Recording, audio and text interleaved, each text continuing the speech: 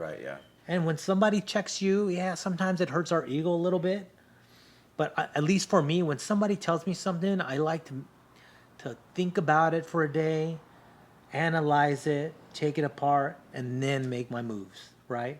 And I think sometimes we have to realize, like, your ego can kill you. So if you lower your ego a little bit and listen to what people are saying, maybe you can make a change for the better.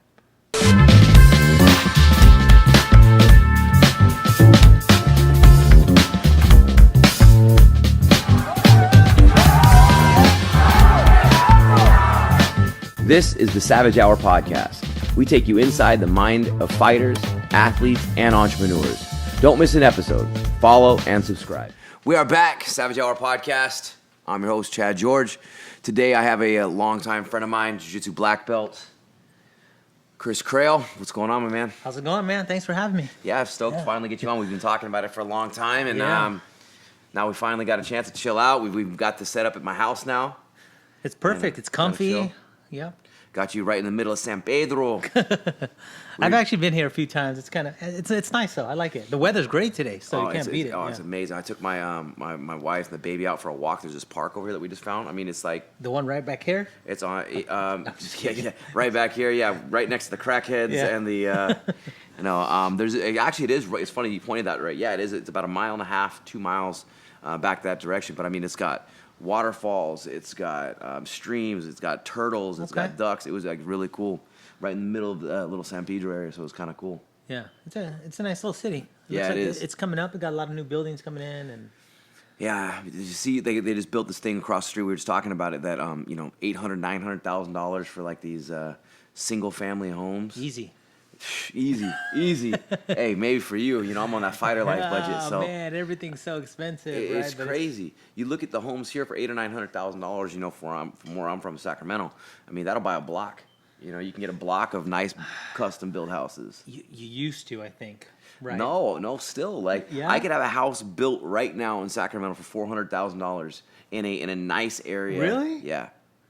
Wow. Okay. So I think it's time to move back to Sac. I bought my second house. I paid $250 for it, right? And I was like, oh man, I don't know how I'm gonna do it. What city is that in? Whittier. Yeah. What's it worth now? They sold the house next door for $790. Not a bad. But here's the funny thing: you sell it for that, you still can't go buy a house. It's all real. I think it's all. I mean, you at some point you have to make the investment, right? Yeah. But it's. I honestly look at those like $1 million mortgages, and I'm like, well, unless you had a house you sold and you put a down payment, but where's the gain, right? Yeah. You have to have something that you were like, okay, I'm taking this, and applying it to that. Yeah. But I think the real problem in the city is actually these apartments, or these these multiplex condos they put up, because they used to be family single family homes. Yeah. And so now in a place where you would have, let's say, even if you had 2 houses on a lot, you had a family, let's just call it a family of 10, right? 5 in each house. Now you got, 10 times that. Yeah. Right? Yeah. And I think that just adds to all the problems, and we're starting to see those come to light now with all this pandemic stuff going on. Man, right? So, this is crazy, especially like you see that. I remember when they just finished this property right when the pandemic hit. This one here. Uh-huh. So they just started doing the open houses. I want to say like the week of the pandemic. And there was nobody's spending the money for that right now. I think if you have the money, you spend it, right? I don't know. I mean, I don't know if it's going to be on that. Well, then we start getting into the whole thing where how many people are really faking the funk? How many people really have the money? How many don't, right? Because, as you know, social media, you can be anything you want to be on there. Well, faking the funk is a thing that's actually pretty interesting you bring that up, because like right now, you see all these people that have been faking things for so long that when this kind of thing happens, they get exposed, they disappear, they start hiding underneath rocks, and they start pointing fingers and blame. Yeah. Well, I think a lot of those people have so much invested in one thing. Yeah. Right. And I think, one of the most important qualities you can have in life is being diverse. Yeah. Right. Yeah. Having a couple things you can fall back in case things get hard. But if you have all your eggs in one basket, so to speak, it's really hard.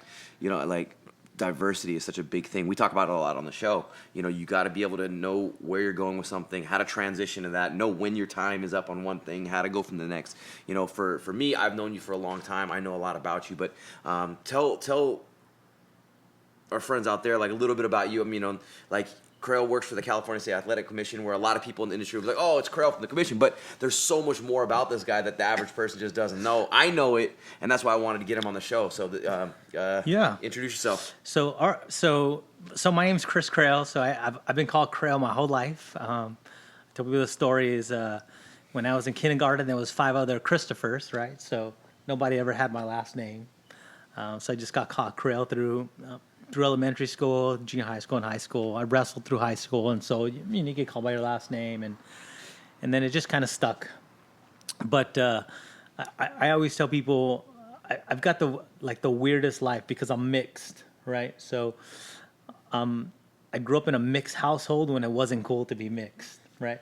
And I've had all these bad things like that were put in my basket that probably should have kept me down. But when I was mixed, I came from a single parent household. I have the whitest name. I grew up speaking Spanish.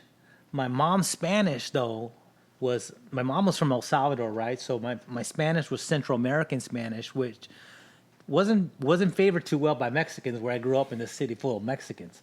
So I always grew with these issues of identity, and I think those all shape you a bit, right? Because I didn't learn English till the 2nd grade. I was in ESL classes my whole life, yeah. So, but most people hear my name, they assume I speak fluent English my whole life. But Spanish was my first language, right?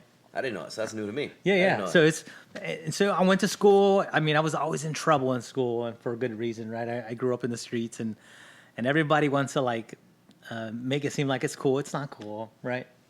And the streets will chew you up and spit you out. Now, where was that at? So I was born in Long Beach. We lived in Linwood. From Linwood, we moved to Watts. From Watts, we moved to Maywood. From Maywood, we moved to Bell. We moved a lot. My mom couldn't pay the Watts, rent. Maywood, and Bell, those are all very, very good places to grow up, right? Super amazing. Great diversity. But you know, they all test you a little bit, and unfortunately, all those things you go through in life when you're young really shape who you are, right? Like one of the big things I always tell people is like I grew up dirt poor, and even though I've made more money now, like I've had more money in my life than I've had poor years in my life, but I've always resort to being poor, right? I don't wear anything super fancy. I mean, I can buy it. I just don't. I don't drive a fancy car. I do, like, occasionally when you see me at a show, I'll do wear a nice shirt or a suit or shirt or something like that. But I kind of like that, right? I always tell people I don't want my best day. I don't want my best day to be in a casket, right? Like, you don't want your best dressed day to be in a casket. See, my wife's the exact opposite. I'll go to a place, she's like, can you put on something a little nicer? Like, that's disgusting. And I'm like, yeah, I probably should. Yeah, so it's just it's one of those things, I think. And so I went to school, was in trouble, started wrestling in school. Probably say like, I always feel that there's, at least I can remember 3 teachers who probably saved my life, right? Like I remember one from elementary school. I remember my PE teacher from the 6th grade, Mr. Kasem, that pulled me aside one time because these kids were bullying me, and he knew it. Like he knew I was getting ready to blow up, you know? And he pulled me aside and he says, hey man, I see what they're doing. Don't let them get to you, you know? And then I had my wrestling coach in high school. Like, and I say those 3 people really saved my life, right? Because sometimes I think everybody can use some hand or guidance or anything like that in life, just to make sure you're on the right path, because you can deviate fairly quick. Super easy, right? In anything, right? And I always tell people like, you're essentially one mistake away from a different life. I call it the shiny object syndrome. Where it's like you can be on one path, and all of a sudden a shiny object you see, and you look off, and all of a sudden that just took you another path. And when you went to turn back to what you were doing, you either forgot or it's left. Yeah. And then you go right back to that shiny object, and then you start chasing that. Yeah. But it's definitely one of those things that you have to be aware of, right? Yep, absolutely. But the mind, I think I read one of your things I always read that stuck out to me. I think it was one of your posts, and you were talking about leveling up. Oh, it was a recent one. Yeah, recent one. Oh, Yeah. yeah. So Yeah, it was a recent one. Yeah, so leveling up, right? We were talking about leveling up, and I think what happened is, and I'm guilty of this too, but we got caught up in the negativity of the COVID and the hype, right? Man. And you know, and that's actually like when I read that post, I said, oh, you know, I get it, right? We do need to level up and change our mentality, but sometimes it's good to let people know that we're human, Right. right? And here's the thing. So we're human and we have all these emotions and we're all affected financially, physically, mentally from what's going on, and it takes a toll on us. And then we're on social media and it's just, you know, adding salt to the wound, right? And then what I took away from your leveling up is sometimes you have to know when to cut things off. Sometimes those things could be social media, sometimes they're people, but you have to know when you're like, okay, this is not bringing any value to my life. Zero, right? Zero. And social media has become, you know, what they call complain media because no one's being social on there anymore. No, it's Right. crazy. You could open up right now. Any one of us could open our phone right now, and the first 5 things that we're gonna see is somebody complaining. About something, about somebody. Everyone's an expert. You know, we talk about it, you know, obviously, you know, I started off on the commission when I started working on the commission. One story that most people don't know, when I first got the job there, so Mike Beltran helped me get into the commission, right? So he helped me get in, but he opened the door. But it's your work ethic that really keeps you somewhere, right? If I was not a hard worker, I'm sure I would not be where I'm at, right? But I remember when I first got approved to be a commissioner. Now I was an inspector for the amateurs for 5 years. You know, people don't know this. I would work shows, 5-6 hour shows, and make $50, right? So you don't do it for the money. I honestly did it because I loved it, right? But when I got my license to be a CSAC inspector, I remember it was somebody who owned a gi company, a pretty prominent gi company at the time, and I had posted a picture, and it was me holding my CSAC emblem, and he says like, why do you want to do that? Those people are horrible. And I was like, what is this guy talking about, right? And then you start seeing like there's a different mentality from somebody who actually trains and competes to somebody who doesn't. And those things are necessary in a competitive sport. Right. Right? Because I don't think if you've never trained or competed, and I don't care if it's a triathlon, a bike event, anything, if you've never trained and competed and lost, then you don't know what it feels like. Yeah, absolutely. Right? And I think I've always reflected back, and when I had a fighter and he was just mad or pissed, or he's coming in and he's cussing and kicking, I was just sort of like, well, this guy was cool when he walked in, right? So you got to give people some time to calm down and get their bearings back, because nobody goes out there to lose. Yeah. Even if you're a journeyman, I don't really care. I don't think anybody signs that dotted line to get inside a cage and fight somebody knowing they're going to lose.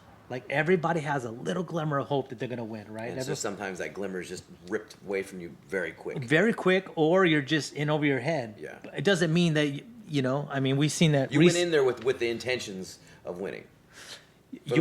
For the most part, right? Now, granted, I've seen some people who don't, and, you know, they pay the price for it, but it's very few and far between. That's what get media coverage, though, right? When they say it. Yeah. But I think most people go in there looking to win, and so when you lose, if you don't compete, then you don't know. You have to sit back and be like, all right, let this person calm down, let them get their bearings back, and they're going to be the same person they are when they walked in, you know? Yeah, but I think that's something that a lot of people don't realize. Like, with you being a competitor in wrestling, you're also a jiu-jitsu black belt. You've been involved in the sports and you've competed at very high levels, where a lot of, I'm not even going to say the referees, because that's one aspect. I'm not even going to say like the higher ups in the athletic commissions have never been involved in high level sports themselves, or they've never actually competed at a high level. Which I think, to me, as an athlete that has been there, like, I have way more respect for the guys that I know that have been there, and I'll listen to you as a referee, because I'm like, okay, he understands it a bit, rather than a guy that's just like, what does he know about what I'm going through? Yeah. Well, you know how that goes when you judge, though, right? But judging is a whole nother aspect, and I should have actually directed it towards there. Yeah. Because it's crazy. You watch these guys that are judges, and I know you get a lot of slack for it, because they say, you know, like, hopefully I'm not speaking out of my line, but you know that you're too comfortable with the athletes because you know them too well. I've never heard that, but I don't really. Right, Honestly, but here's the great thing. Like I suck at remembering people's names.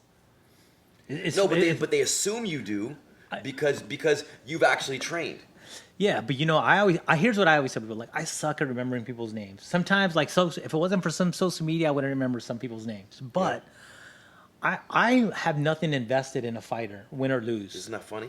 I don't care. Like I want the person who meets the criteria to win that round. Listen, And I've talked to you after fights where you've reffed against my guys, and I wanted your understanding of how did we lose that fight, and you broke it down to me.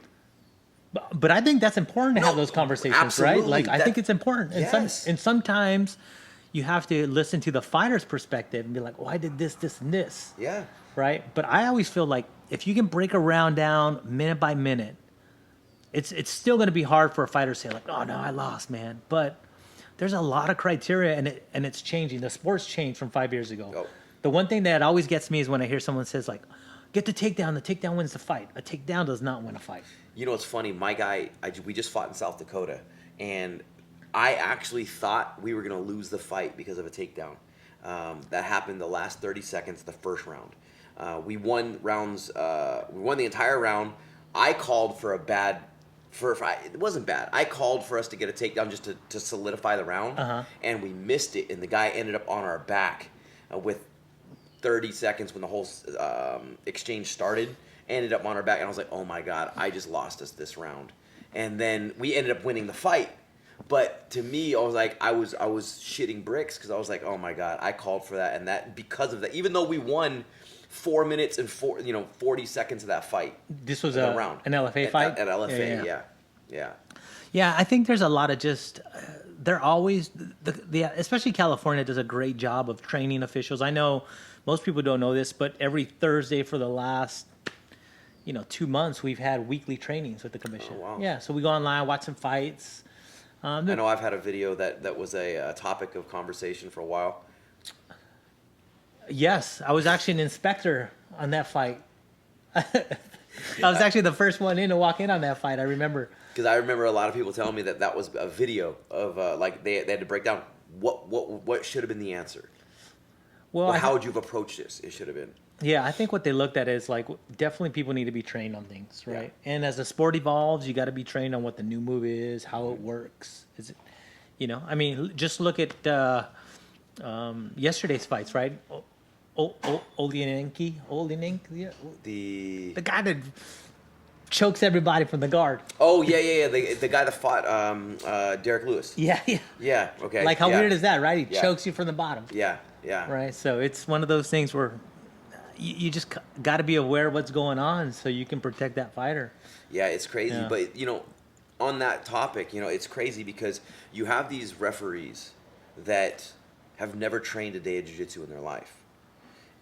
And as a jiu-jitsu practitioner, I can almost consider myself a representative of jiu-jitsu. It's hard for me to accept a call from one of those referees or those judges because it's like you don't know what goes into that position for us to be able to like control or move or what's even happening. Yeah. And for you to judge it some way, it's like you're doing a guesstimation on what's actually needed to achieve that position. Yeah, I think there's there's pros and cons. I don't know. I think if you judge enough fights, you learn, right? But I'd say some. I do. I think you learn some, but I think there's a lot of judges who do train or who are aware of something. Yeah. Right. And that's the weird thing that I always hear people they'll complain about scores, judges, referees, but none of them want to go through the process to become one. Yeah. Right, because that process is not overnight. Yeah. I think people want to be like, oh, I want to judge a UFC till you get there, right? And then when you're on the line and you're watching the fight and someone's livelihoods depends on what you're scoring, it's a little different, right? Yeah. And you can go look up any judge's name, their assigned commissions, right? You can go see who they are, how they rank, or whatnot. But it's definitely everyone wants to do it till you have to put the work in. But that's with everything, right? Like But that's 100%. That's with one of the everything. things Yeah. we talk about all the time is that the process is actually what's going to get you to these other destinations. But people don't want to do the process. No. And they want the results. They want the glamour. They want the clout. They want to be held as the man. But they don't want to do the work that actually is needed to get there, because they can see people like the average person, right? You watch two fighters fight. Oh, I could do that. No, you couldn't. No. No, you couldn't. Just because that guy went out there and got knocked out in one punch, you think you could knock him out in one punch? No. Not Even leg kicks, right? Like I look at people like, oh, sometimes I'll hear people saying, like, this is why I don't like watching fights in public places, right? I hear people the like, worst. oh, that didn't hurt. And I'm like, dude. Like, I guarantee you, if someone come over here and leg kick you once, See how you're gonna react. it's going to hurt. Yeah. Those guys are just, they're just mentally different, and I don't think that's what people realize, right? Like when you talk smack to a fighter, yeah, some are really great. Like their PR is good, they talk to people, but that's still a fighter, right? And it doesn't take much, right? Like it doesn't take much. I mean, we know this, right? Like somebody could set you off right away. And it's just, you have to understand the mindset and appreciate the mindset for what they're putting their body through. And I think that's where also is the mindset, like a fighter, right? I have my junior athletes that I work with all the time, and I have to constantly explain to them that this is a long-term process that you're getting yourself involved in.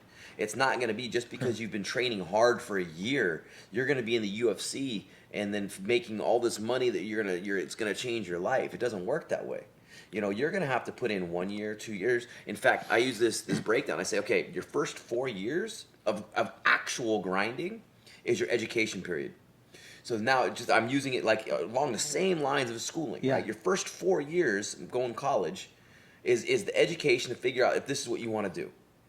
Then after you've grinded for 4 years, you have another 4 years to actually be engaged in the sport to see if you're going to make it somewhere. Now you're 8 years in. If you've been able to do something in 8 years, you might be able to get that chance to make something happen. And that's not even guaranteed. How long was your when you started fighting?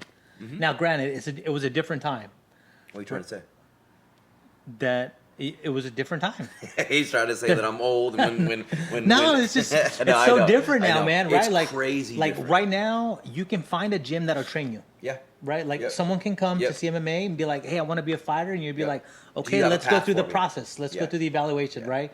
And you can guide someone, cater. Yeah. You can get them, I don't know right now, but you can get them a fight. Yeah.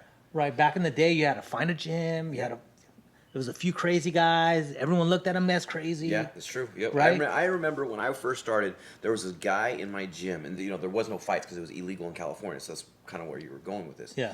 That he knew all the names and all the stats of these guys that were in the UFC at the time, and I was like, "What do you study this stuff? Like, where do you get this information?" That is absolutely crap. I've seen like 2 fights.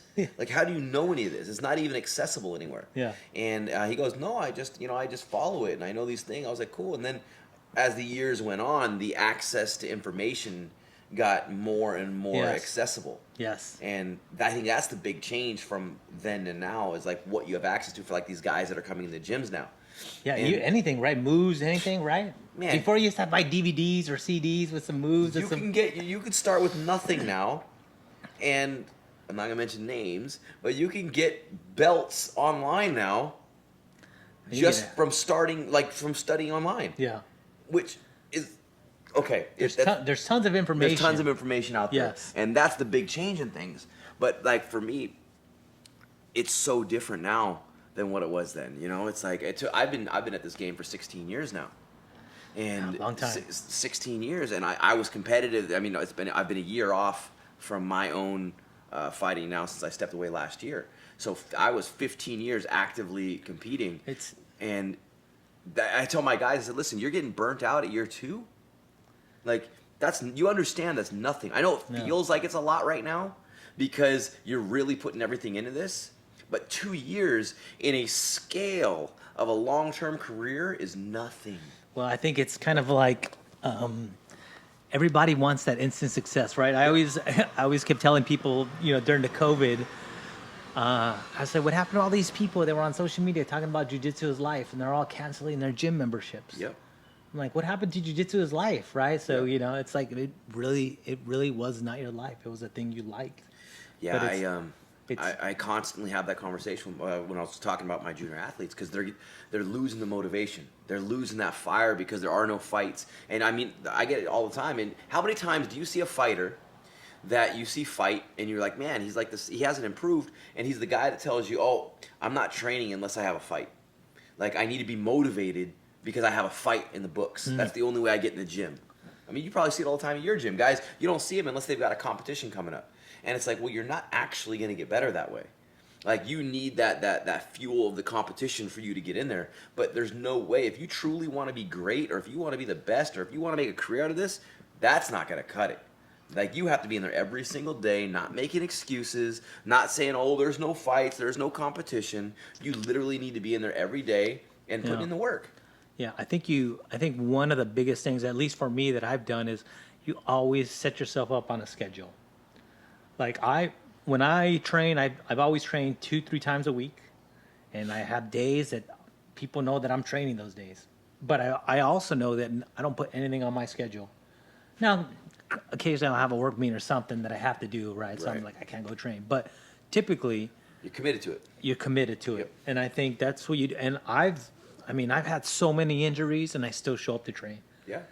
Like I remember one time I tore my groin and I literally was at the gym the next day walking, and people were like, dude, the doctor's probably telling you should. And I was like, yeah, well, I feel like our bodies are meant to be in motion. Right. And I think if you move it just a little, I'm not saying overdo it, but if you move it enough, it starts to heal itself. Yeah. Right. Yeah. You know, but it's just one of those things. I think it's mentally, most people don't want to push it because it's very hard, Yeah. right? Yeah. Well, I'd like to think, because we're both in the same realm, that wrestlers tend to be cut from a different cloth. When you've competed wrestling your whole life, like injuries just seem to not matter. Like tape and glue fixed everything for us. Yeah. And it's like, oh, you're bleeding? Wrap it up, get back out Yeah. there. And I think that mentality kind of creates a callus on you that just, you're like, okay, am I still breathing?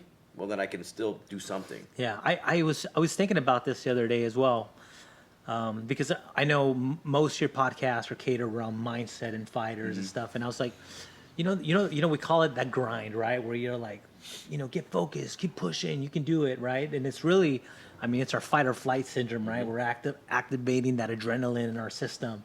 We're trying to narrow our focus and hit to a specific task. And so I think half the time when we are doing those wrestling workouts, that's what we're training ourselves to, is like, hey, let's get rid of all this extra noise. Yeah. Let's focus on the prize at hand, whether it be like, got to finish this workout in the next hour or whatever. But that's really what it comes down to. And I think, people want to call jiu-jitsu like the gentle sport. There's nothing gentle about it. You're trying to break each other's arms, rip each You gotta other's limbs. choke each other out, Yeah. smash each Yeah. other. You got like a grown ass person laying on top of you, and you got to get them off. And it's definitely a humbling sport, right? It is. Yeah, but it depends on your mindset. Like I'll give you an idea, a great example. I was in class training with this big dude, and so I thought, I'm a black belt. This guy's a blue belt, right? So I let the dude just get me on Kesa, side control, and then he freaking chokes me, right? And I sat there and I was like, oh, and he was all excited, and I was like, hey, I'm not excited. I'll tap all the time. I don't really care, right? But I think what you do is, if you don't take that situation and learn from it, you're really doing yourself a disadvantage, Yeah, right? I But then agree. again, I'm at home on my phone. Okay, how do I get out of a Kesa when the heavy guy's on? Yeah. And I'm looking at different moves. Well, we saw that position last night with Derek Lewis. Oh, yeah. What's his name trying to finish that Kesikatami? Yeah. Like, that good old catch wrestling. Oh, yeah. Yeah. And he was squeezing hard, man. You could tell because his arms were burning out. But Derek Lou's a big dude. Huge. There was some good fights on there. There was some good fights. I know. last night. I've been just to kind of stay active because there's been no fights out here, but I've been live scoring fights on Twitter. Yeah. And it's kind of interesting to see people's different scores and what they're looking at and the criteria. Yeah. And I think sometimes they'll read the scores and they'll be like, "Oh, how'd that judge get this?" or "How'd that judge get that?" But I think they just knew they need to do a better job of sitting judges where they get a good seat. Because I don't know if you noticed, but sometimes they'll put the judge right by the door. Yeah, I don't understand. Like other sports, the judges actually, the referees have like a video camera panel to where they can see everything that's going on. Yeah. I don't know why MMA doesn't have that. Bellator does that. Do they? Yeah, when I've judged the Bellator shows, they'll have a little camera there, and it's super nice if they've got a big canvas and then they're all the way on the other side. You can see what's going on, or if the choke looks deep or not. Because you get on TV, you get the benefit of every great camera angle. Right. Yeah. Yeah. When you're doing it live, you don't necessarily you've got one view, and you can only judge what you see. Yeah. Right. So body language is important. I always tell people, I look at the fighter's body language. Tells you a lot. How they absorb a punch, how they absorb a hit, what it sounds like. Right now, it's really great. You get to hear all the sounds and the kicks. Yeah, but that's also going to be a hard choice sometimes on the ref, because you're hearing the shots land a lot more, and it's like, do I stop it? Do I jump? Like, what do I do? Based on the influence of the actual sound of the shot. Well, the good refs are always looking at the eyes, right? And I think I've taken Big John's command course before I got certified with the state, and also Herb Dean's, but they always talk about intelligent defense, right? Like, hey, is this guy still looking like he's in the fight? Is his hands up? Is he making fighter moves? So that's what I look at too. You can look at their eyes, the way they fall, just a bunch of different things, man. There's so many dynamics in fighting, but it's just, I find it interesting. I like it, You know what's a trip about fighting right now is, like, with all this stuff going on, the pandemic, and gyms are closed, people aren't able to get access to their training partners. I mean, when we were in South Dakota, I heard one of the guys talking about he trained in his basement with his coach would come over, a couple of training partners. Is like, how do you think that impacts the athletes? Well, I think it impacts everybody, right? It's really, we get back to that mindset, but I really think what's happening is there is a fear culture that everyone's affected by. Everybody. And whether it's done on purpose or by accident, it's something that we have to be aware of, right? So we talk about leveling up, right? I was like you. I was sitting there online, and I was just getting mad, because I'm just like, there's some people just making tons of money not working, and there's some people that are still working long hours, and you start looking at all the data, and everyone's scared and nervous, and it's like you have this whole fear mentality, so you have to just kind of shut it off. Like, I stopped watching the news after a while because everything on the news was negative. Mm-hmm. They start picking outliers. Hey, a young 40-year-old guy that died had nothing wrong with him. I'm like, I don't know. You know what I mean? Yeah. They're telling me one thing, but I don't know. So I stopped really watching it, and then when you start to think about it, more people die of the flu. More people die of obesity, but all these fast food chains are still open, right? And so I feel like one of the great things that helps immunity is working out. So, and I don't know, I feel bad. Like, I went to the gym, I have a dual membership, but I went to the gym when they opened up, and I had to make an appointment on the app, and you go there, and they give you an hour to work out, and then they kick you out, and then they clean everything for half hour, and then they allow people in. And I was like, you know what? That's kind of sad for those people, because they're doing everything they can. Like jiu-jitsu gyms. Man, jiu-jitsu gyms are fairly clean, because if you don't have a clean gym, you're going to have staph. Yeah, and especially right now, the precautions that gyms are taking now. Even before this, gyms are clean. Yeah, some people don't like the smell, but those are people who are not used to being in a gym. Right, yeah. Right? You can have a bunch of people working out, and you know as well as I know, somebody came into the gym dirty or something, you check them on the side and be like, hey, man, like, you got to make sure you wear something clean next time. Yeah. And there's a lot more people involved, right? So gyms are fairly clean. After all the COVID stuff, gyms are even cleaner. So why they shut down the gyms, I don't know. Yeah. Right? If the problem really was at bars, they should have just cut the bars. But they kind of did this whole blank slate, and there's a lot of people that lose their livelihood. I don't think people realize, like, a gym like yours, right? It takes you months and months to build up leads. And let's say you got 100 leads, maybe 10 of those will show up, and maybe you'll sign up 2 or 3. Yep. Right? Yep. That's not a 1 week process. No, and especially for us, like, we're a competition driven gym. right? So a lot of our marketing is because we're out there constantly Yeah. competing, and now we don't have that. We don't have our guys out there, and essentially, the longer my gym and other people's gyms are closed, as this goes on, there is a less and less likelihood of reopening because of what it costs to actually keep that door open. If the members aren't signing up, and if we're losing those leads, we do not have the funding to be able to keep Yeah. the electricity on. Yeah. And it's this trickle down effect, because even for us being a competition driven gym, we bring on like our athletes to teach the classes because it supplements their income while they're in between fights. So while there's no fights, Yeah. we are unable to pay them because there's no classes. Yeah. So now it's this whole explosion of or domino effect of people that are being affected, Yeah. not just because of the gym, it becomes livelihoods that are being affected, and there's no help for anybody that's being Yeah. affected. Well, there's tons of negative things that we can look at, right? Yep. But I'll tell you, one of the positive things that I like is it makes you realize what's important, 100%. right? 100%. I think sometimes, it's definitely easy for any of us to fall into that negative fear model, right? And it's out there everywhere. You hear somebody cough, and we're all like, right? Yeah.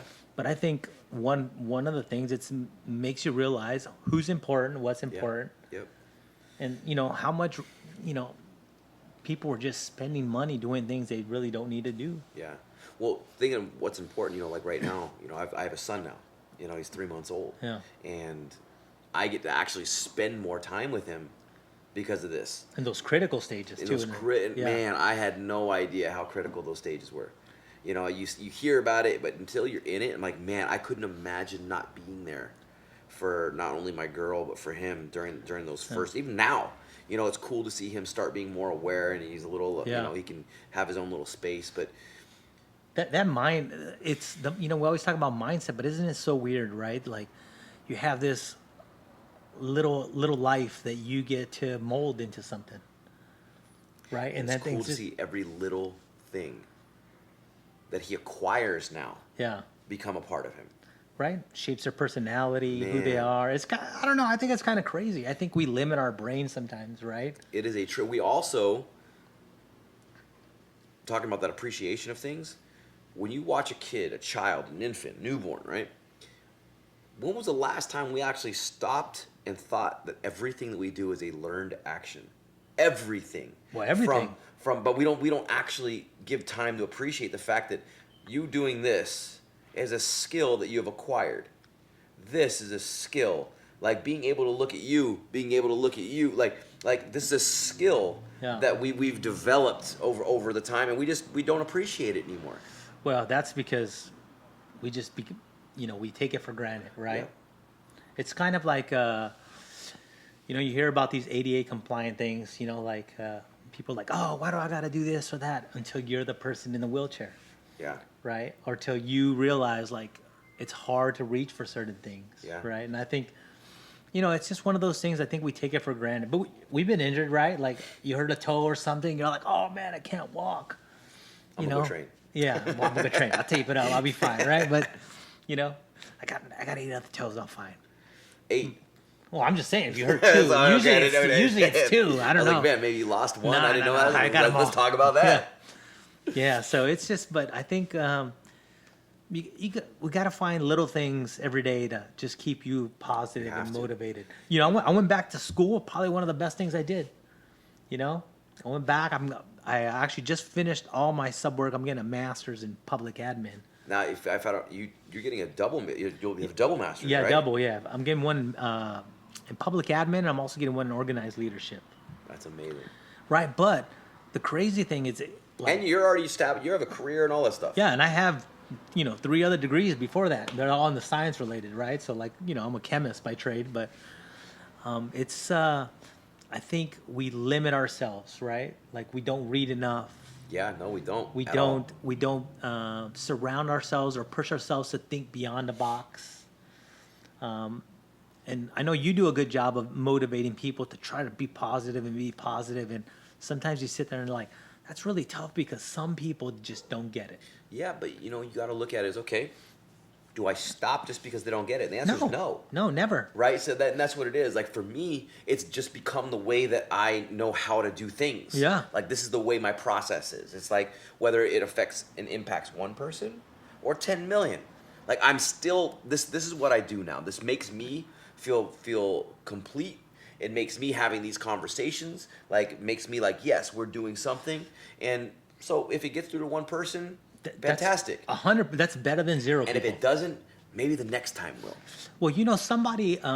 So I always tell people like I've meal prepped. I've gone down to like 150 pounds. I've gone up to 100. Oh, I remember when you were doing all that. Yeah. Yeah, I got up to 180 pounds. I've done it all. And people said like, "Oh, why do you keep posting that stuff?" And I was like, "Just so you realize, like, you got to work out every day." Mm-hmm. Now, there's some people, whether they're gifted genetically or they're enhanced, however they want to get there, right? You look at them, you're like, some people can cheat the system. But just like when I look at someone, just because if I see someone six-pack abs and ripped, I don't think that person is stronger than me. Yeah. I've trained with many people who looked Adonis, and I grabbed them, and they're like, "Dude, you're 10 times stronger than me." I'm like, "I don't know, you're weak, bro." You know, Yeah. right? So I think there's too much emphasis put on the outside sometimes, and you have to look a little deeper at people on the inside. Now, I'm a little different. Like my social media life is not who I am, right? And I'll tell you this: I've done plenty when I was an inspector or judge. I've done plenty of things for people. I never asked for anything in return because I was never brought up that way. I always do stuff for people because either I want to do it or because I feel like I can help them a little. When you start doing things expecting something in return is when you're really doing yourself a disservice. Yep. Because you're always going to be let down when things don't go like to your expectation. Yeah, or you think people owe you something. Yeah. Like nobody owes you shit. Well, that's what I mean. Like, Right? I know I have guys, and I'm sure you do too, that like, oh my, every time I do things, I'm always getting shit on. I'm like, well, are you doing it because you find a value in actually helping people, or are you doing it because at some point you expect something to come back? Yeah. Like you can't do. And I've had plenty of people disappoint me with the fact that there was no appreciation for what was done. Yeah. But then I have to check myself. Okay, did you do this because you want to see the appreciation, or do you do this because you genuinely are trying to help that person? Yeah, There's a I difference. I think sometimes we expect more out of people. We do. Right? And I think right now is a great time. People should make the effort to say thank you, Yeah. or be appreciative, or have a little more gratitude in Yeah. life, right? Like help somebody out. Don't take a picture. Do you know what I mean? Yeah, Like yeah. people, I've done plenty of work, where I'm at the soup kitchen and I never take my picture on my phone because I know what it feels like to be there. Yeah. Yeah. Right? You don't need to glamorize it. No, and really, what am I there for? If I'm there for a picture. Now, sometimes I do understand that the pictures can help because some people, Oh wow, if that person's doing it, maybe I should do that. they need a little like, hey, I want to help. I want to help, and Yeah. some people don't know how to help, right? That's true. It's the same with working out. Like, I post a picture. I'm not like I feel like I'm in great shape, but I'm not in the best shape. But I work out every day, Yeah. whether I feel good or I don't. Yeah. Right. And so when I post a picture, it's really so people know, like, hey, you can't work out just for summer. Yeah. Yeah. It doesn't work that way. Yeah. It's right? got to be a lifestyle. It's got to be a lifestyle. The same as jiu-jitsu, right? Like, if you're gonna train, be committed to training. Don't come 2 days a week or twice a day for 4 weeks and then don't show up for 3 months. Yeah. It's true. Right? Yeah. You'd rather have somebody long term, Yeah, absolutely. as opposed to just short term. And Or also even just for like you as a training partner, like you want to make sure like I've got dependable people around Yeah. me, and that becomes a life thing too, right? Like dependability is such a big deal. Yeah. You know that when you have strong, dependable people around you that you can rely on. Like I know my training partners are going to be there, just like I know my actual close friends are going to be there, rather than the people that just fall off when things get hard. yeah, just finding people you have a common bond with, right? Yeah. That's Yeah. important. Real quick before we get way off topic. Yeah, we're way off topic. Yeah. You brought something up. You were talking about your double majors and stuff like that you're coming up, and I know you recently did an experiment on social media. Yes. And to me, I'm 100% when I say this, and this is something I really want to talk about if you're okay with it, that like I think this is one of the best experiments that I've seen, period, on social media.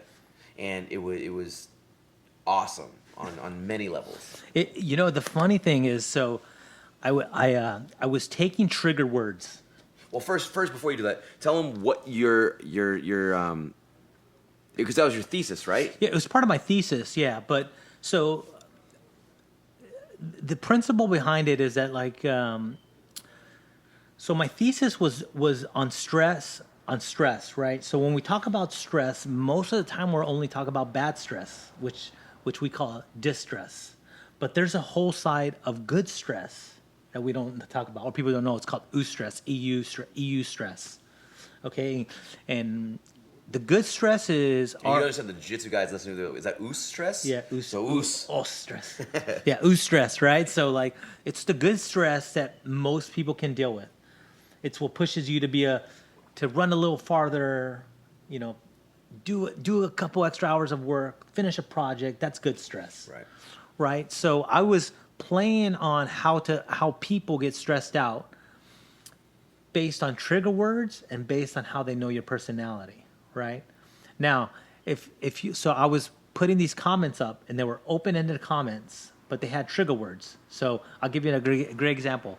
If I put the number 45 in, any kind of comment about anything related to 45, some people automatically assume it's a presidential thing. And so then we start getting into the mindset where they start getting stressed about this person because they have so much hatred for somebody. And so their comment reflects it, right? And so people will look and automatically write a response based on a couple trigger words when it really had most of my comments had nothing to do with anything. It was an open-ended question. And so I would put it on there and people would just get all fired up. I would get messages, people like. Because I remember I saw some of that stuff, and obviously right now there are so many things that you could post about to get triggers out of people. Yeah. I mean, we've got the elections, we've got racism, we've got COVID, we've got religion. Everything. Homelessness. Anything. And people are work, so strong unemployment. because they're so cooped up. They're so strongly opinionated. And the reason why I say this was such an incredible experiment, because I didn't know what you were doing. And I would see what you were posting, or the questions you were bringing up, and the amount of traction and the craziness that it caused, and then people getting into attacks with other people because of what they said on and you were just sitting back like this. Well, I was egging them on a little bit, right? But yeah, I get it. You right? would let them do their thing. You'd throw something in, and then it would just go crazy with there. And I remember I would throw in a couple comments because I'd message you personally. Yeah. And I'd be like, ha ha ha about this, what I said. Because I know you wouldn't take it personal. Well, I don't take anything personal. I think. But then when all this came out and then you said what you were doing, I was like, oh my God. All these people that were just going nuts. And it's weird because people have the same answers for multiple people's posts. But, the funny thing is I put up a peer-reviewed study and it got literally like 3 views. Nobody wants to read a peer-reviewed study. Like, what do you mean? So a peer-reviewed study means it's a scientific study. Oh, okay, gotcha. And it's got, it's been read by various other scholars and it's been approved and printed. People won't read that. People won't read it. No. Right? Just to broaden their mind, and I think it was related to COVID symptoms and flu symptoms and cold symptoms. I don't know if you know this, but like the flu, the cold, and COVID all have similar symptoms. Right. And the death rate is fairly low, but we're all fear that we're gonna die. So Right. you get a cough, you wear a mask, anything. I cough right now, forget I'm in trouble. Yeah. Right. So. Well, based on any opinion or anything you have to say right now, people are already going to rip this apart and be like, well, you're not a scientist. You're not a doctor. So and that's who fine. are you to say? That's fine. You know what I mean? It's one of those things, like even a doctor, like, just because someone goes to med, I mean, there's people who don't go to school at all who are super smart. I think school doesn't make you smart. It gives you an ability to learn information. Yeah. It doesn't make you smarter than Yeah. anyone. I think that becomes an ego thing. I think one thing I did read one time that stood out to me is like, people ask you what you do for work so they can gauge the level of respect they want to give you. Yeah. Very Right? true. Yeah. Right? And so like if I dress like this and someone says, "Hey, what do you do for work?" I'm like, "Well, I'm a chemist." Right? What do you think most people tell me? "Oh, you're brain mad, you're making meth," like. Yeah. But if I told someone like, I work at a warehouse, I mix some powders together and ship them out, Depending on how you broke down what you Yeah. actually do. Right. And so I think it's weird. So it's kind of like we're looking for like either this level of appreciation from people or is it something else? I don't know, but I think people want to judge you. So what did you get out of that experiment?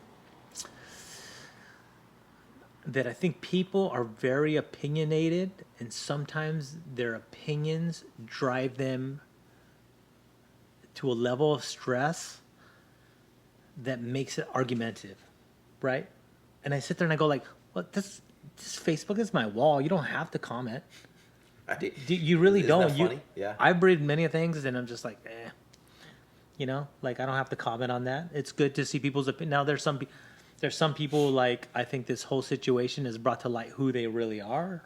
And that's crazy. And that they say some crazy stuff and they want to go around and comment crazy things, and then you just start to be like, "Oh, okay," because we really don't know a lot of people that we know. Yeah, we think we do. We think we do, right? But I tell people think they know me. Like some people are like, all you do is work out and go to the gym and do fights. I'm like, that's not really all I do. That's all you know that I do. Right. Yeah. And that's okay, right? Because I don't I think my account's private for that reason. I don't need everyone to know my life, Yeah. and I don't need 1 million followers. Yeah. Yeah. My Twitter's public if you want to follow that, but there's not much on there. But you know what I mean? I think there's something about being kind of private that's important for your well-being, Especially now. especially now. Like obviously, like I have a little bit more of a social media presence, because I'm connected in so many different Well, areas. you got a but- business too. Yeah, but it's yeah. still the same thing. It's like sometimes I wish I didn't. Yeah. Like sometimes I wish it'd be easier just to pull back and be like, I just want to spend time with my family. I don't even want to be on the Yeah. radar of anything. Yeah. And there's like right now, there's so much accessibility to people's personal information. Like if you have any type of notoriety, people are digging at you. They're looking for anything to expose you as a fake, a fraud, and it's just it's mind blowing. Well, that's just the culture we've set up, though, right? That's the same reason why people want to drive, $100,000 car, right? Like, I don't know, man. I'd rather spend $100,000 on a house, Yeah. and drive a Honda. I don't really care, right? But I think it's just what people like, how people judge you, based on what you drive, what you look like, what you wear. Do you think that has something to do with how people see themselves? I think it's just. I think we're influenced by people who are not real, right? There's a lot of fake people that influence people, right? Yeah. And so, just because you see somebody and they have a nice car doesn't mean they have their whole life together, Yeah. right? And sometimes I think there's no really way to look at someone and realize if they have a good heart, right? Which to me is worth $1 million compared to someone Right. Yeah. who's not. And I think that's really what I end up finding out. Like I was doing this experiment, and you just find out that just everyone's going through something. It doesn't matter what it looks like on the outside. Yeah, for sure. I have this great analogy I always tell people, that your life is this book, and people want to judge you based on the page that you're on, but they don't want to flip the pages before and see all your struggles, right? Because they don't want to believe it. Like they don't want to believe that this kid from an inner city can make it, right? Unless it's a story they see on TV, right? And I think that's to me, that was just my fighting story. That's just, I chose never to give up. I told people I have plenty of opportunity to look down the tunnel and not focus on the light, Yeah. right? but I think people judge you based on the page you're on, right? So here's talking about a guy with an expensive car. Now that's me making an assumption. Now I can also say like, okay, there's a guy who's got $100,000 car. Maybe he worked his whole life to buy that car, and that's what makes him happy. And that's okay. Right. Yeah. For sure. It doesn't bother me. Right. Right. It doesn't affect my life. He doesn't pay my bills. But it's a big difference when they've spent everything they have to acquire that car when they can't sustain any other type of life because they want to appear as a certain way. Yeah, but that I guess it's hard to run someone else's life, right? Yeah, for sure. For why they feel like they need to do that. Yeah, and so I think part of the process that makes us better people, or should make us better people, is understanding that like what someone does on their own personal time doesn't really matter to you. Right. Yeah. What the orientation is, who they like, what they don't like, what they want to do, as long as it's not demeaning. But as long as we're doing this, yeah, we're gonna be worried about what other people are doing. Of course, in their life. right? And we're gonna try to compete with them. Yeah. Right, and we should be, like you say, leveling up each other, right? We should be like, hey man, Crail's kind of dumb. He went back to school. I'm gonna go back too. Yeah. And I always tell people, if you go to school and let's say it's a 4-year program and it takes you 6 years, Yep. guess what? No one asks. No one ever asks, hey, how long did it take you? Yeah, I know. Like, what'd you get your degree in? Yeah. Yeah, they never ask it. They never ask, Yeah. and it's like you just, as long as you just chip away at something positive every day, then I think you're on the path to a better you. I would Right? absolutely agree. We have these conversations all the time. Yeah. Like, we might go a little while without having a little talks to each other, but then we always catch up like, what's been going on? Yeah. We try to catch up, and it's good because that's what it is. It's like always checking in, not only with other people, but you have to check in with yourself. I think that's the most important part, right? Just checking in with yourself. People don't want to do that because the reality and the truth can be scary as hell. And I think that, in my experience, that once you're willing to face the truth, things can start to get better. Things start to actually become more clear because now you can approach things with a real objective. When things become more clear because you can face the truth now. So, if I put this back on you, so let's say one of your darkest days in your life, how did you get out of that? So for me, it's always been, I need to figure this out for this moment, right? Like, understand that this is a moment in time, right? That you've had moments in time before, and you excelled past that by not just giving into it and saying, fuck it, I give up, right? Because that's the easy route. The easy route is by going, you know what? Everything seems like there's no answer. I'm just going to do this, and I'm going to run away from it, and I'm going to do something else. That's the easy answer. Knowing that that's the easy answer, and historically, that never works well for anybody. I've been able to find like some kind of strength in that, knowing that I have a choice to right now either find a solution or accept the fact that I've been defeated while I can still have some form of a chance of, okay, why am I being defeated?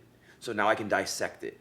Right? Okay, so what are the symptoms of what's happening? A, B, and C. Okay, so now which of these do I have control over? Yeah. Because if it's things that I don't have control over, that's a different story. But if I can actually have control over part of this, then I can change something in there. Then it comes down to, okay, do I really want to change what I can have control over, or am I going to make excuses? Yeah. And the day that I realized that I have the choice to stop making excuses, doesn't matter what obstacles in front of me, I can always choose to actually come out of that. Because excuses are real. Yeah. I mean, listen, I get it. Those things are genuine. Like you could have the worst thing happen to you. But at the end of the day, it was still an excuse for why that didn't work out for you. Yeah. Like the pandemic's happening right now. My gym closed, I packed up shop, I lost everything. Okay. Was the pandemic the excuse? Or was it a reason for me to find a way to pivot and turn it into something else? Yeah. It's a choice. Yeah. It's definitely a mindset though. It is. And you have to be willing to accept the fact that you have a choice in that mindset. And I've done years and years of self-development and like the strength. And here's something that a lot of people don't understand or realize. The strength that I have today is not enough for me to be able to overcome the obstacle that I'm going to have tomorrow. It's not. Yeah. It's going to give me the strength to know that I can develop the strength to get over it. Yeah. Because every new obstacle is just as hard, if not harder, than it was before. Just like when we were a kid and we weren't able to get that toy or something, you know what I mean? Like, it doesn't matter. That obstacle was real at that time. Yeah. And it was the biggest obstacle you had, the challenge you have. Yeah. So whatever happens today, I have to develop the strength today. Yeah. Tomorrow, and so forth and so forth and so forth. I don't know what kind of strength I need because I haven't been presented with that problem yet. It's weird, right? Just when you look at situations like that and obstacles that come in our lives. Now, sometimes we create those obstacles. I'd say a lot of times. A lot of times, right? And I think I always tell people, like, part of the problem is just owning it. Like, okay, man, I messed up. You got to level up. You got to level up. Yeah, ownership, but that comes down to just more knowing yourself, right? And I think But martial that takes arts forever, though. But that's why I was going to say martial arts is one of those things that once you've learned that you're a martial artist for life. Yeah. And it's because it's the constant chase of improvement of that art which forces you to keep improving, because just like you're going to school, there's no way you can unlearn the things that you learn. So martial arts, you continuously keep learning more about either that art or yourself or both. And the more you learn, you can't unlearn that. Yeah. And so you'll never be the same person that you were yesterday once you've learned something new. Impossible. Yeah, I think you also realize that you have, as an individual, whether you're a professor in martial arts or whatever, you have a little more effect on others. Yep. And so whether you choose that to be a positive or negative effect, that's on you, right? But hopefully, if you're a black belt, you're eluding some positive responses from people, helping them get better. And I think that's part of the process too, right? Now, I posted something one time on social media, and it really changed my perspective. And it was kind of a heartfelt writing, and I wrote it, and then it got shared like 56 times by people. But I didn't intend it to be shared, right? You were just honest. But people were sharing it, and then it made me realize, like, sometimes our reach is farther than we want to believe. Yeah. Right. Now, granted, there's always going to be haters out there and people who just don't like you for whatever reason. And there's people who don't know you who just form this opinion about you, and that's fine. Right? You can't spend so much time worrying about all those people. You have to just worry about the people who actually find benefit in who you are. Yeah, for sure. Right? But I think sometimes our reach is a little more global. So, like, I know your posts, a lot of them are positive, right? And so I think there's a lot of people that really need that. Right? I need it, you know. So I think we all need it, right? What's funny is people don't realize this, and I post a lot of the stuff because I needed to hear that. Yeah. You know what I mean? Like, this is me just literally like speaking outward. Yeah. Like, you know, yes, I know it's going to impact people, but sometimes I post the stuff because, like, hey, like, this is what I needed right now. Yeah. And it just happens to be that the forum that I'm able to get that message out on is just there on social media, or it's a video or something. Where do you get them from, though? Like, I mean, I'm always listening to stuff. I'm always watching videos, listening to podcasts, reading books. So I might pick up something that sparked something in me. Yeah, yeah. And I'll write. I mean, I got a book of all these things that I write down. I'm like, today I needed that. Yeah. You know, and like right now, I just got. Do you audiobooks? I do audiobooks. I do YouTube. I do all kinds of stuff. What's a good book? What's a good book you recommend? Okay, so I've actually got all my athletes on this one right now, and it's a perfect time for this. This is Relentless by Tim Grover. Okay. So everybody's been talking about the docuseries on Netflix right now, which is The Last Dance, Michael Jordan's documentary. I just wrote about it too because it's a great documentary about group dynamics. Yes. What was interesting though is that Relentless was turned on to me probably about 2 years ago. Mm-hmm. Fantastic book, and I got to see from that documentary the point of when that story actually started from the book. Okay. So because Michael Jordan Tim Grover became Michael Jordan's trainer when Michael Jordan was on the Bulls, but they hadn't won the championship yet. So he came in the aspect where he started getting Michael Jordan to lift weights because he was getting beat up on the on the Okay. court. Yeah, yeah. So Tim Grover was the one that came in, and then this was that story. So the book is how he got intertwined with them. Ah, okay, good. Yeah, yeah. And so I read the book obviously first, and then I saw the documentary. I was like, oh my God, I'm actually seeing the story Yeah. play out, because Tim Grover was interesting. He said that when he started with the Bulls, he pitched himself to the team. He was a guy that was just out of college or Okay. something like that, and he had never really worked with those kind of athletes before. I believe that's what it was. I might be fumbling that a little bit, but He's a trainer of the Bulls. yes. Well, Okay. Or just Michael's. it became with select guys, and then it became a mental coach as well.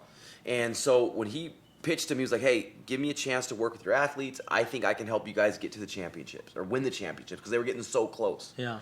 And when they said, "Hey, we want to meet with you," he thought it was going to be like, "Okay, I'm going to go to the Bulls training center. I'm going to run them through a practice." No, they took him to Michael Jordan's house, and he was like, "Oh my God, I'm with Michael Jordan." Yeah. And okay, well, I might as well do what I came here to do. And he said, "Give me 30 days. 30 days. Let me prove to you in 30 days that I can get you to become another level athlete, which is going to take you and the team to another level." And that was 15 years before like Michael Jordan retired. Ah, okay. And so That's you know what I mean? kinda So cool. like Yeah. it's pretty cool. And so Yeah. like the way it played out was like that was such a major change in the psyche of what made Michael Jordan and those Bulls players, which then, if you think about it, changed Michael Jordan to become Michael Jordan, which then influenced everybody else to become those other players. Yeah. It's a great documentary. I watched the whole. I've been You're watching that you're thing. gonna love the book if you haven't. Yeah, okay, I'm gonna like, check it out, Like yeah. I have the hard copy here. I've got you know Yeah. what I mean. Like it's one of those things that when I did the audiobook first, I have to do the hard copy. Yeah. Yeah. So relentless. I think I like David Goggins' book. Awesome. Can't Yeah. break me. Yeah. The audiobook is even better. Can't hurt me. Can't hurt me. Yeah. I have both That's of a those it's too. I have both too. It's a great book too. Yeah. Yeah, he's another example of one of those guys that decided he wasn't going to be told what he can't do anymore. Yeah. Like his story's crazy too. Now he's one of those guys. I just listened to one of the Joe Rogan podcasts, and they were talking about it. They had one of these psychologists on there, and they were talking about the Goggins, and now because Goggins is pretty much turned into a state of mind that they use as a term now. Okay. Because you have to, like, he's basically been able to touch into a part of his psyche that he can do whatever the hell he wants with his body. There is no limit. Yeah, So yeah. it's like now they're calling it like the Goggins. It takes a lot of sacrifice to get there, though. I think there's also the other side of the story that they don't talk about him is all the failed relationships, all the things that he gave like up. imagine what you have to have gone through Yeah. to be able to develop a callous skin. He's the one that talked about that, the callous skin. Yeah. But that's everything, right? Like I tell people, like even training, like if you're gonna stick to training, you're gonna lose some friends. Yeah. You're gonna miss some opportunities, and you have to be okay with that. You have to be okay with it. Yeah. I always tell people, injuries are just a dime a dozen to us, right? But I always tell people, there's some 80-year-old lady who broke her hip who never did anything her whole life. And I said, if I'm 80 and I break my hip, I'm like, all right, it was a good run. Yeah, right? Right. Yeah. Yeah. Yeah, 100%. Yeah. That's awesome. So we gave them some books. We got tons of information. Man, I don't want to hold you up all day. Oh, man, I appreciate it. We will keep on going on and on and on. 4-hour podcast. What's that? I said we should turn this into a 4-hour podcast. I know. We're going to end up just like waking up, continue the podcast, keep going. But that just means we have to have another sit down and do it again. Anything else? We'll wrap it up. Anything else you want to give the people out there? No, man, just try to focus on the positive aspects of life. You know what I mean? And I think one really important thing is don't be afraid to check people or get checked yourself. And I think sometimes we need that, right? Like if you see your friend doing something you don't think is wrong, make sure you let them know, right? But do it in a way that's not condescending. Right, yeah. And when somebody checks you, sometimes it hurts our ego a little bit. But at least for me, when somebody tells me something, I like to think about it for a day, analyze it, take it apart, and then make my moves, right? And I think sometimes we have to realize like your ego can kill you. So if you lower your ego a little bit and listen to what people are saying, maybe you can make a change for the better, right? It's awesome. Yeah. But Well, I thank you, appreciate sir. it, man. Yeah, thank you. I appreciate you. I appreciate your friendship, your knowledge, everything that you give to martial arts, and Thank you. you know, just keep on your path. I wish you nothing but best of luck, and we will definitely have to get you on again, Yeah, thank you so much. my man. All right. Boom.